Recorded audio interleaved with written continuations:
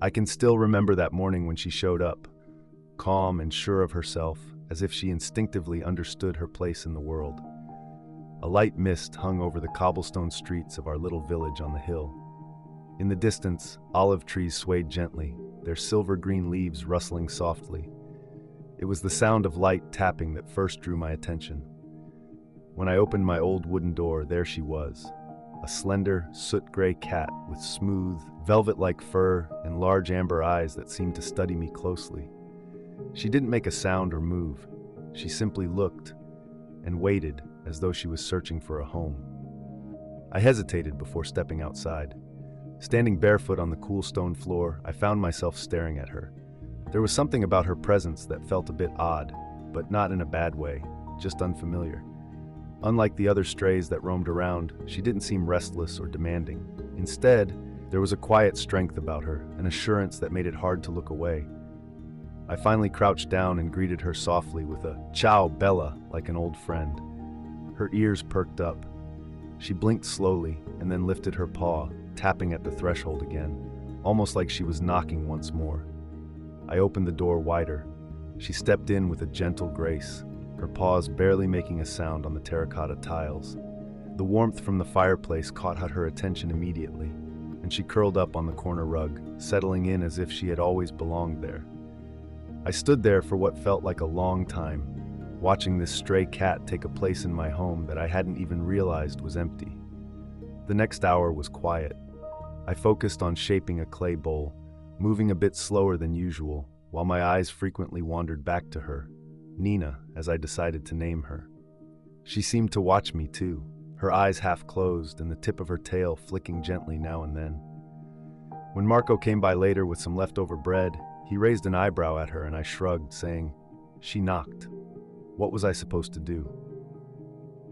The following days slowly revealed a new understanding of what it meant to be alone. Nina didn't push herself into my life. She carried herself with a quiet dignity.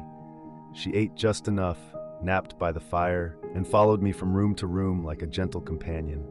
There was something deeper in her gaze, an unspoken story that hinted at more than just hunger. On the third night, I noticed Nina sitting by the window, her ears alert and focused, scanning the darkness outside. That's when Milo appeared. He was quite different from Nina. I spotted him under the olive tree, a robust cat with rough fur and a torn ear. He stared at the house, clearly weighing his options, to stay or to leave. When I opened the door, he didn't come closer. But Nina, curious as always, stepped outside with no hesitation. There was no sign of fear from her. She simply recognized him. They stood there, sharing a moment of silence, exchanging glances without any hostility. The next morning, Julia arrived, carrying a soft crate and a worried expression. "Leonardo, you can't keep them both," she said softly. "Remember the drill. You feed them, and then you find homes for them." Yet, this felt different. To me, these weren't just any cats. As I began to connect with them, Marco remarked, "You're getting a bit too attached. They're animals, not guests." Meanwhile, Nina made herself comfortable in the studio, while Milo preferred to keep his distance. Each day I grappled with the urge to ignore my own rules about not keeping them. One evening, I noticed a shift in the atmosphere. The air grew cooler, and a gentle breeze rustled the olive branches, causing the shutters to creak softly. As I focused on my clay, Nina let out a low, wavering cry that felt out of place in the stillness. When I turned to look at her, I saw her curled up in a corner, trembling, as if she was battling something deep within. A sudden fear gripped me. I sensed this was more than just tiredness or a chill. Without hesitation, I called Julia. She arrived within 10 minutes, barefoot and slightly out of breath, carrying a blanket and a look that showed she had encountered situations like this before.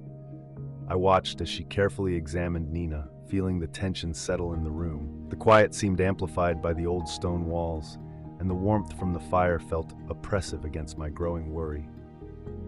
When Julia finally spoke, her voice was measured yet serious. Something wasn't right. It could be neurological, possibly stemming from past trauma. She referred to it as hidden damage, a problem that often shows itself only when it's too late. I stood there, with clay still on my hands and a lump in my throat, realizing that Nina hadn't just come to me for shelter. She might have needed help that I wasn't ready to provide. The house, which used to feel warm and welcoming, now seemed fragile. It was as if Nina's sudden collapse had dimmed the light in every room. Julia stayed after her examination, her voice barely above a whisper as she mixed herbs and liquids in an old glass dropper from her coat. She moved carefully, like someone used to bearing the burdens of others without letting it weigh her down. That night, Milo came closer. He stood by the studio door, his eyes glinting in the shadows. His body was tense yet still, almost as if he was guarding something precious. It was a surprising change. This wild creature was calm, perhaps recognizing something beyond himself. On the other hand, Marco had his own perspective on the heaviness that surrounded us. He showed up the next morning with his usual loaf of bread and a hint of disapproval. "This isn't your responsibility," he said.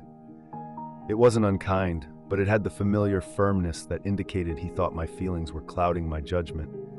"You don't even know her story. You don't know what she's dealing with." I didn't respond. All I could picture was Nina's small, trembling body nestled next to my drying pots, as if she believed the earth could hold her. I was caught in a whirl of emotions, grateful for her trust, yet terrified that I was already letting her down. 3 days after Nina's incident, the fragile peace I'd clung to began to crumble. News spread quickly. Small towns absorb every detail, like clay takes the shape of whatever presses into it. It started with Signora Letty, an older neighbor who stopped me at the well. She casually asked if I had heard about a disease affecting stray animals near the orchards. Her tone seemed light, but the warning lingered in my mind. Later that evening, I received an unexpected call from Luca, the local vet. His voice was calm yet cautious, as if he had news I might not want to hear. He spoke of cases, neurological issues, worsening symptoms, likely viral. He asked if he could come see Nina in person. As I waited for Luca to arrive the next morning, I noticed Milo was nowhere to be found. One moment, he was sitting on the wall by the rosemary plant, patiently watching the door. The next, he was gone. I wandered for hours along the gravel path near the orchard, softly calling his name, even though I knew I might not hear a reply. It felt hopeless, like trying to grab smoke with my hands. Still, Nina wouldn't touch her food. Julia suggested we take Nina to the clinic, but I could see the worry on her face. A clinic visit could mean quarantine or separation, and I wasn't ready to think about that. What had started as a small act of kindness was turning into something serious, with outcomes none of us had anticipated. That night, I stood at the doorway of the studio, arms folded, feeling the heavy silence settle around me like the cold wind that blew in from the hills. Nina was wrapped in a worn blanket, her eyes half shut, her breath slow but shallow. I watched her chest rise and fall. Each breath felt like a quiet message from a world that was still unclear to me. I was overwhelmed with a feeling that was difficult to describe. Not just pity or concern, but something deeper. It seemed that Nina had found a way into my heart without me even noticing it. I couldn't tell if I had saved her, or if she had saved me. Julia pointed out that we needed to decide soon. Should we keep her permanently, isolate her, or prepare for the possibility of losing her? The idea of returning her to a cage felt wrong, especially after she had chosen this place so confidently. It felt like a betrayal, something I couldn't easily shake off. Was I ready to give up parts of my life for an animal I barely knew, simply because she had shown up when I needed her most? Or was my reluctance rooted in fear of the void her departure would create? That evening, a storm rolled in unexpectedly. Thunder rumbled low over the rooftops. The sky darkened to deep purple and gray, and the scent of rain filled the air. The house creaked as the wind whipped through, shutters banging like old bones. In the midst of this chaos, I suddenly realized Nina was no longer by the hearth. I instinctively called her name, my voice barely breaking through the rising noise of the rain, fear gripping me as I scanned every empty corner. Eventually, I found her crouched by the door, ears pinned back and body tense, focused not on me, but on something outside the glass. And there he was, Milo. Drenched from the downpour, he perched on the stone ledge, looking like a shadow making its way back. But he seemed different somehow. His eyes were wide and frantic, darting around as if searching for something. As I approached, I noticed he was trembling, his breathing rapid and uneven. It was then I saw the small scratches on his nose and his paw lifted slightly off the ground. His fur was matted with something darker than mud. It was clear that something had shaken him. The storm wasn't the only thing to fear. Luca's words ran through my mind, signs of distress in animals. A shiver ran down my spine as I gently wrapped Milo in a blanket. He felt weak, but his wide eyes were restless. I glanced at Nina, rooted in place, her gaze fixed on Milo as if she understood something I couldn't discern. Had I unknowingly invited danger into my home? The days that followed dragged on, filled with an unspoken worry. Milo stayed indoors, his usual boldness fading away. He moved through the house like a ghost, flinching at any loud noise and retreating to the darkest corners for hours. Though his injuries seemed minor, they suggested deeper issues. He would twitch in his sleep, hiss when touched unexpectedly, and gaze into space for long stretches, his pupils wide like deep wells. Julia came by every afternoon to check on him, her tone increasingly cautious and her silences growing longer. While we lacked a clear explanation for his behavior, unease haunted us, much like the storm clouds that had settled since that night. In contrast, Nina became more alert and aware. She shadowed Milo closely, not too near but always in range, seemingly connected to his distress. At night, I often found her by his side, eyes wide open, as if she sensed his turmoil before it even emerged. A mysterious bond was forming between them, something profound that I couldn't fully comprehend. It felt as though they shared an unspoken understanding during their time apart, something I was excluded from. For the first time, I began to feel like an outsider in my own home. Marco's visits shrank in duration, his frustration growing with every new development. "You're letting this get out of hand," he remarked one evening, pacing the kitchen with his coat still on. "They're not your family. They're strays. You don't even know what they're bringing with them." I couldn't ignore the truth in those words. They carried the weight of everything I had kept hidden for so long, feelings of loneliness, silence, and need. A part of me questioned whether I was ready to let all of that go. Inside the house, things felt heavier, not because of the weather, but because of the silence between us. Julia began offering suggestions like, "Have you thought about," or "It might be better to." On the other hand, Marco avoided asking questions altogether. His visits became less frequent, and when he did come by, he seemed to survey the room as if he were inspecting the aftermath of a slow-moving disaster. I could almost feel him wondering, "What are you really doing here, Leo?" I didn't have an answer, and that left me unsettled. Then Luca showed up. He looked tired but determined, carrying a small black case. His voice was low as he sat at the kitchen table and opened a folder filled with notes. He explained that while Milo's behavior wasn't a clear diagnosis, it suggested something troubling happening in the area, likely a virus that might not have a cure. He recommended quarantine, but also indicated we should consider prevention. At first, I struggled to understand what he meant, but when realization hit me, it twisted my stomach into knots. He asked if I was ready to take that step. Instead of answering, I looked at Nina, curled up by the fireplace, her body relaxed while her eyes remained wide open. Then I turned my gaze to Milo, who was cowering by the cellar steps, showing a mix of wildness and exhaustion. The tension in the room was thick. They were here because I had let them in. Now I had to make a tough decision: save them or protect everything else by sending them away. But at that moment, the line between those choices felt blurred. The days that followed blended into a haze of aimless waiting. It was as if the whole house was holding its breath. I stopped working, the kiln sat unused, and the clay dried out on the wheel. My thoughts often drifted as I stared at the walls, catching glimpses of movement, and watching Nina as she slept, always positioned between me and the door. A silent question I didn't know how to answer. Milo often stayed hidden in the shadows. You could spot his eyes glowing from beneath the furniture or peeking out from behind the stairs. He liked to hang out in that dim corner by the radiator where the light wouldn't reach. Each little flick of his ears made me tense, and every quiet hour without a sudden outburst from him felt like a brief moment of relief. Julia began to encourage me more, but she did it gently. She handed me pamphlets about rehoming centers and mobile care units. There was even a contact in Florence who might help with aggressive strays. Her gaze was soft, but her message was clear. "If you keep both of them," she said carefully, "you might lose more than you think." I didn't bring up the fact that I already felt that loss weighing on me. Then Marco showed up, uninvited, standing in the middle of the kitchen with his arms crossed, as if preparing for a confrontation. "You can't risk everything for just a feeling," he said. "They're not your kids. This isn't your fight." What they didn't understand was that rationality had faded weeks ago. It was no longer just about my safety or the comfort of my home. It had grown into something deeper, the essence of choice itself, holding on even when there's no certainty of a reward or peace. This wasn't just about choosing between cats and comfort anymore.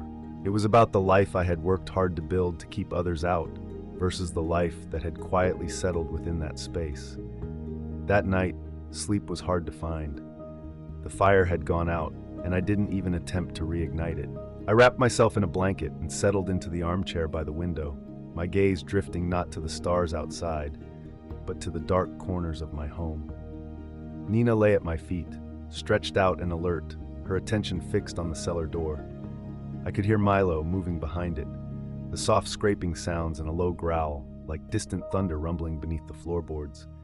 He hadn't eaten in 2 days. His body was failing, and it seemed that something in his mind had wandered too far to find its way back. The next morning, I called Luca. I told him he needed to come over.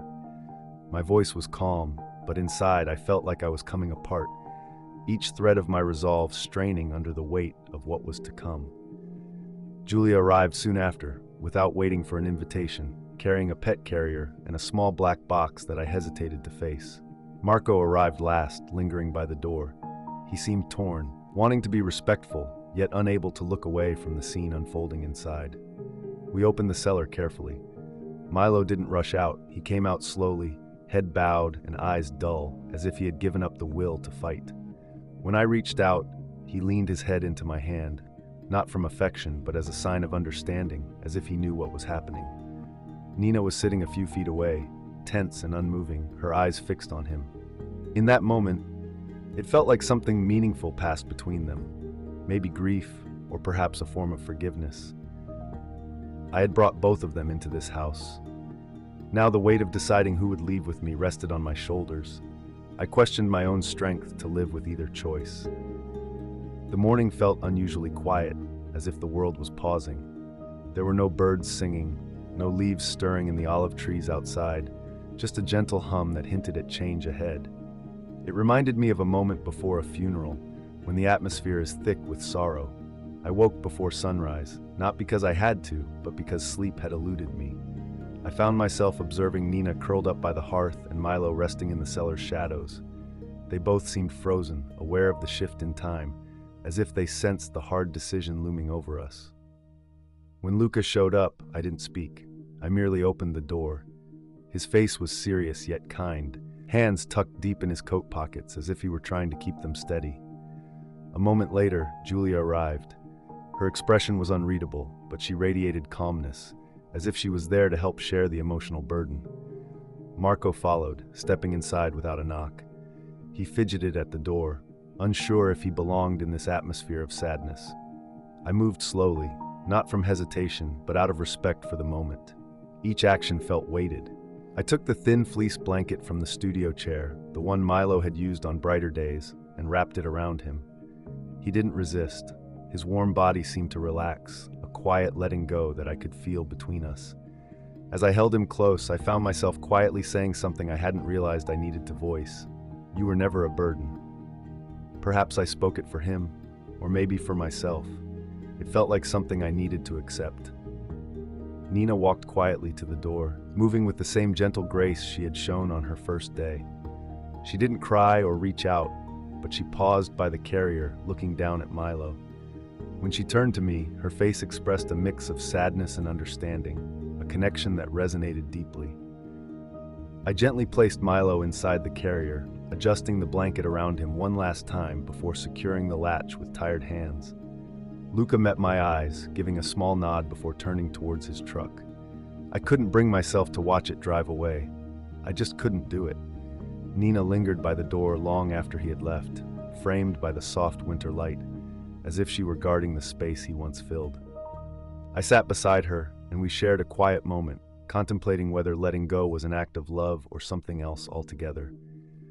The house feels quieter now, though it's not empty. The silence has transformed. It's less about absence and more about a respectful stillness. Milo's corner remains untouched, with a soft blanket folded just as he left it, almost like he might come back one day. I haven't had the heart to change it. Nina often glances at that spot, but it's not with longing. Instead, there's a calm acknowledgement of a cherished memory we both hold. Life has returned to a familiar rhythm, filled with the sound of clay spinning on the wheel, the gentle scratch of a brush on drying glaze, and the reassuring whistle of the kettle in the quiet mornings. Yet, something within me has shifted. I see things with a new softness, allowing feelings to surface that I once buried beneath the busyness of life. These days, Nina doesn't venture out much. She prefers to stay where the morning sun streams through the window, sitting beside me in the studio or curling up next to me at night. Her demeanor has changed. She is less vigilant and more at ease, yet I know she carries the traces of our shared experiences. Julia stops by often, and Marco, though still a bit unsure, now lingers longer, sometimes joining me for coffee and asking about Nina in a way that shows he cares, even if he doesn't voice it directly. What the future holds is unclear. I can't be certain how long Nina will stay with me, or if another stray will find their way to my door. But I do know this: if they do, I'll be ready to welcome them. If this story connects with you, if you've ever embraced something unexpected in your life, you understand the profound nature of choosing love, even when things feel uncertain. These moments often arrive gently, just like Nina did. Deciding to welcome them can change everything, influencing not just their lives but ours too. Have you experienced something like this? Or do you believe in the quiet power of kindness? I encourage you to share your story in the comments.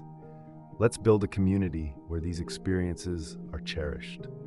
If you're interested in more stories about second chances, unexpected connections, and the inspiring journey of rescue, consider subscribing and turning on notifications so you don't miss out on what's coming next. It's intriguing to think about who might be just outside your door, waiting for a chance to enter your life.